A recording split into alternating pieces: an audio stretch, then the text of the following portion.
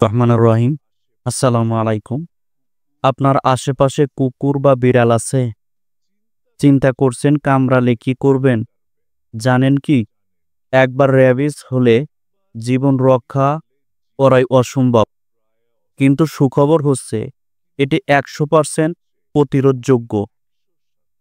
আজকে আমরা জানব কবে র্যাবিস ভ্যাকসিন তথা ইনজেকশন র্যাবিক্স ভিসি দিতে হবে, কবে ইমিউনোগ্লোবিন তথা ইনজেকশন র্যাবিক্স আইজি লাগবে, আর WHO কি বলে এই বিষয়ে। আজকাল শহর হোক বা গ্রাম, কুকুর বা বিড়াল কামড়ালে আক্রান্ত হওয়া একদম সাধারণ ঘটনা। আমাদের চেম্বারে প্রতিদিন 2 থেকে 3 জন করে আসছে এই সমস্যাটা নিয়ে। ছোট শিশু থেকে শুরু করে বড়রাও এর ঝুঁকিতে।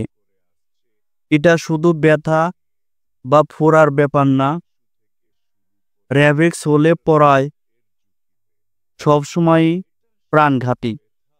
কিন্তু চিন্তার কিছু নেই, সচেতনতা থাকলে আমরা একে সহজেই ঠেকাতে পারি। নাম্বার 1, তাৎক্ষণিক করণীয়।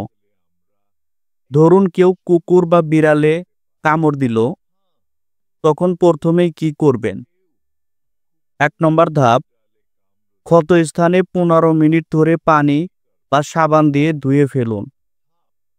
দ্বিতীয় ধাপ, জীবাণুনাশক যেমন প্রোভিডিন, আয়োডিন তথা বাজারে যা বায়োডিন সলিউশন নামে পাওয়া যায় ব্যবহার করুন। তৃতীয় ধাপ, এরপর চিকিৎসকের পরামর্শ নিন যত দ্রুত সম্ভব।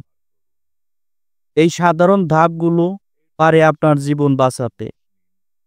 নাম্বার 2, র্যাবিক্স ভ্যাকসিন তথা র্যাবিক্স ভিসি কবে দিতে হবে? এখন প্রশ্ন, কবে র্যাবিস ভ্যাকসিন লাগবে? যদি আগে কখনো ভ্যাকসিন না দিয়ে থাকেন তাহলে আপনাকে 5টি ডোজ দিতে হবে, তথা 0 দিন কামড় যেদিন দিবে সেদিন, তার 3 দিনের দিন, 7 দিনের দিন, 14 দিনের দিন ও 28 দিনের দিন। আর যদি আগে ভ্যাকসিন নিয়ে থাকেন তাহলে লাগবে মাত্র 2টি, অর্থাৎ যেদিন কামড়াবে বা 0 দিনের দিন এবং 3 দিনের দিন। ভ্যাকসিন গুলটিয়াল এলাকায় না দিয়ে বড়দের ডেলটয়েড এবং ছোটদের উরুর সামনের দিকে দিতে হবে। নাম্বার 3, ইমিউনোগ্লোবিন তথা ইনজেকশন র্যাবিক্স আইজি কখন লাগবে? এখন আসি র্যাবিক্স ইমিউনোগ্লোবিন বা ইনজেকশন র্যাবিক্স আইজি কবে লাগবে?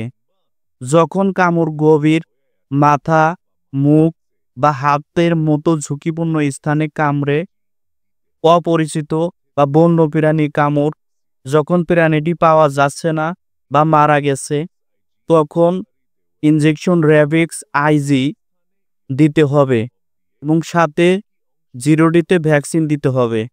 মনে রাখবেন, র্যাবিক্স আইজি একেবারেই দেওয়া হয় এবং ক্ষত স্থানের যতটা সম্ভব দিয়ে বাকি অংশ অন্য মাংসে দিতে হয়।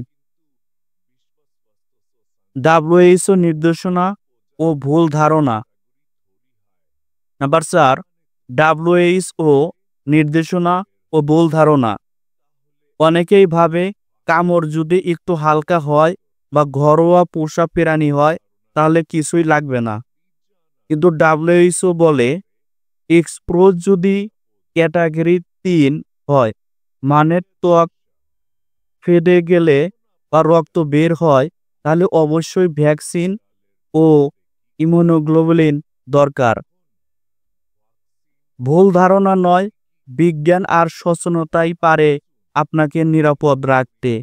প্রিয় দর্শক, এখন আপনি জানেন কুকুর বা বিড়ালে কামড়ালে কি করবেন এবং কখন ভ্যাকসিন আর কখন ইমিউনোগ্লোবিন দিতে হবে।